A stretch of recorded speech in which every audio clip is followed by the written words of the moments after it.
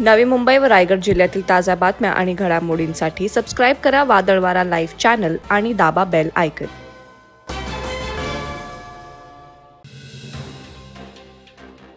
उरण येथील यशश्री शिंदे हिच्या हत्येचा सर्वत्र निषेध करत संताप व्यक्त केला जात असताना पनवेलमध्येही सकल हिंदू समाजानं निषेध रॅली काढत मारेकऱ्याला फाशी देण्याची मागणी केली।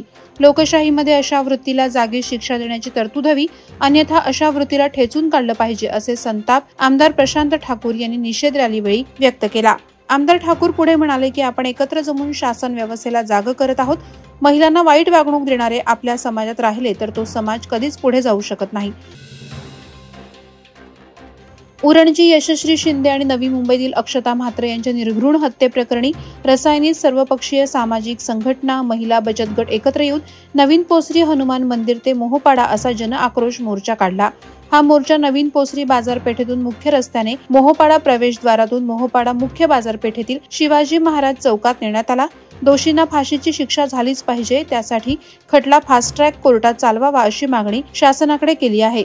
यावेळी नको आम्हाला 1,500, महिलांना द्या सुरक्षेचा आधार या घोषणांनी परिसर दणाणला होता। उरण शहरातील यशश्री शिंदे या 22 वर्षीय तरुणीची निर्घृणपणे हत्या दाऊद शेख यानं सूडबुद्धीने केली आहे। ही घटना माणुसकीला काळीमा फासणारी घटना आहे। या घटनेच्या निषेधार्थ उरण चिरनेरमध्ये गावकऱ्यांनी संपूर्ण बाजारपेठ बंद करून चिरनेर ग्रामपंचायत ते गाव परिसरात भर पावसात मूक मोर्चा काढून यशश्री शिंदेला श्रद्धांजली अर्पण करून निषेध व्यक्त केला। या मूक मोर्चात चिरनेर ग्रामपंचायतीचे सरपंच भास्कर मोकल, ठाकरे गट तालुका प्रमुख संतोष ठाकूर, महिला संघटना प्रमुख ज्योती म्हात्रे, उरण पंचायत समितीच्या माजी सदस्य शुभांगी पाटील, सामाजिक कार्यकर्ते, गावकरी मोठ्या संख्येने सहभागी झाले होते। उरण येथील यशश्री शिंदे वय वर्ष 22 हिची हत्या करणाऱ्या आरोपीला मरेपर्यंत फाशी द्या अशी मागणी चौक आणि परिसरातील नागरिकांनी मोर्चा काढून चौक पोलिसांना निवेदन दिलं।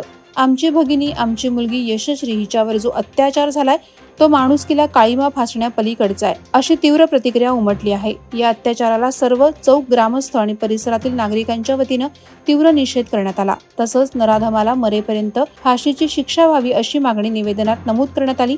या मोर्चात सर्वधर्मीय लोक उपस्थित होते। काही दिवसांपूर्वी उरण येथील तरुणी यशश्री शिंदे हिची क्रूरतेने हत्या केली गेली। या प्रकाराच्या निषेधार्थ संपूर्ण राज्यभरात निषेध व्यक्त केला जात असतानाच पेणमध्ये देखील सह्याद्री प्रतिष्ठान हिंदुस्थानच्या माध्यमातून मूक मोर्चाची हाक देण्यात आली होती। या मूक मोर्चाला लहान चिमुरड्यांसह महिलांनी मोठ्या प्रमाणात सहभाग घेतला होता। या हत्ये प्रकरणातील आरोपी दाऊद शेख याला नवी मुंबई पोलिसांनी वेषांतर करून कर्नाटकमधील गुलबर्गा जिल्ह्यातून अटक केली आहे। यशश्री शिंदेच्या आत्म्याला शांती मिळावी यासाठी आरोपीला लवकरात लवकर फाशीची शिक्षा व्हावी आणि यशश्री शिंदेच्या परिवाराला न्याय मिळावा अशी मागणी केली जात आहे।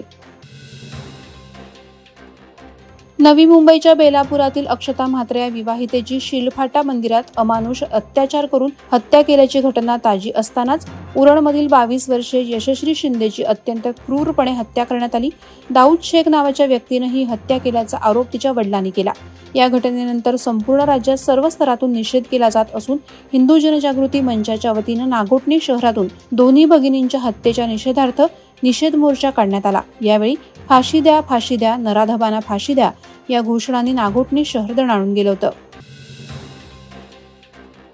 उरणमध्ये झालेल्या यशश्री शिंदे या तरुणीच्या निर्घृण हत्येप्रकरणी रोहेकर चांगलेच आक्रमक झालेत। शहरात हजारो नागरिकांनी एकवटून भव्य मूक मोर्चा काढला। यावेळी 3 बत्ती नाका येथे निवेदन तहसीलदार यांना देण्यात आलं। आरोपीला लवकरात लवकर आणि फाशीची शिक्षा व्हावी यासाठी रोहेकरांनी आग्रही मागणी केली। यावेळी रोहा बाजारपेठेतील दुकानं बंद ठेवण्यात आली होती। या मोर्चाला मोठ्या प्रमाणात रोहेकर सामील झाले होते। यामध्ये महिलांची उपस्थिती लक्षणीय होती। JNPA बंदराच्या अखत्यारीत असलेल्या स्पीडी या कंटेनर हाताळणी करणाऱ्या गोदामात आग लागण्याची घटना घडली आहे। या आगीची तीव्रता एवढी होती की आगीचे लोट हवेत उडाल्याने कामगार आणि गावकऱ्यांमध्ये भीतीचं वातावरण निर्माण झालं होतं। अग्निशमन दलाच्या जवानांनी घटनास्थळी धाव घेऊन आगीवर नियंत्रण ठेवण्यासाठी शर्थीचे प्रयत्न केले। या गोदामात मोठ्या प्रमाणात देश परदेशात आयात निर्यात करणाऱ्या मालाची साठवणूक केली जाते। तसंच बंदर परिसरात सीमाशुल्क विभागानं जप्त केलेल्या कंटेनर सील करून ठेवले जात आहेत। थोड्याच वेळात आगीवर नियंत्रण मिळवण्यात आलं। महाड तालुक्यामध्ये डॉक्टरांच्या हलगर्जीपणामुळे अनेक वेळा रुग्ण मृत्यू झाल्याच्या घटना घडल्यात। मागील काही महिन्यांपूर्वी डॉक्टर नांदगावकर येथे एका लहान मुलाचा उपचारादरम्यान मृत्यू झाल्याची घटना ताजी असतानाच महाड बिरवाडीमधील आवाड येथील विवाहित महिला वीरा वितेश मोरे हिचा महाड येथील प्रसिद्ध डॉक्टर महामुनकर यांच्या आदित्य नर्सिंग होम येथे उपचारादरम्यान मृत्यू झालाय। उपचारादरम्यान डॉक्टरांच्या हलगर्जीपणामुळे वीराचा मृत्यू झाल्याचा आरोप तिच्या नातेवाईकांनी केलाय। यावेळी नातेवाईक आणि डॉक्टर महामुनकर यांच्यात शाब्दिक चकमक झाल्याचं पाहायला मिळालं। पेण तालुक्यातील रामवाडी येथे चोरांनी चांगला धुमाकूळ घातलाय। छोट्या मोठ्या चोरीनंतर थेट चोरांनी मंदिरातील दानपेटी फोडण्याचा तसंच परिसरातील दुकाने हेरून ती फोडण्याचा प्रयत्न सुरू केला असल्याच्या घटना घडत आहेत। रामवाडी येथे चोरट्यांनी जय अंबा माता मंदिरातील दानपेटी फोडल्याची घटना घडली असून यात पेटीतील हजारो रुपयांची चोरी झाल्याचं समजतं। याच परिसरात असलेले स्वस्तिक इंजिनियर नावाच्या ऑफिसचे लोखंडी शटर अर्धवट उघडून चोरी करण्याचा प्लॅन आतील बंद काचेच्या दरवाजामुळे फसला। पोलिसांपुढे आता चोरांचं मोठं आव्हान ठाकलं आहे। पनवेल खांदा कॉलनी येथे संकल्प एकता मंच आणि विस्तार अधिकारी शैलेंद्र तांडेल यांच्या वतीनं खालापूर तालुक्यातील कांढरोली या गावी नदी किनारी सुमारे 400 बांबू आवळा वड वृक्षांची लागवड करण्यात आली। सध्या नदी किनारी बांधकाम केली जाते। मोठ्या पावसात नदी नाले भरून वाहून जातात, त्यातच माती चोरीचं प्रमाण वाढलंय। यामुळे नदी नाले याच्या काठाची धूप होते, त्यामुळे नदीकाठच्या शेतात पुराचं पाणी शिरून शेतकऱ्यांचं मोठं नुकसान होतं। जमिनीची धूप आणि नदीकाठच्या मातीची धूप होऊ नये यासाठी येथे बांबूची लागवड करण्यात आली असल्याचं यावेळी सांगण्यात आलं। खोपोली पेण रस्त्याजवळ वडखळ गावाजवळ असलेल्या टोल नाक्याला एसटी महामंडळाच्या बसनं जोरदार धडक दिल्यानं भीषण अपघात झाला। या अपघातात बसमधील 5 प्रवाशांना किरकोळ मार लागला असून चालकाच्या पायाला गंभीर दुखापत झाली।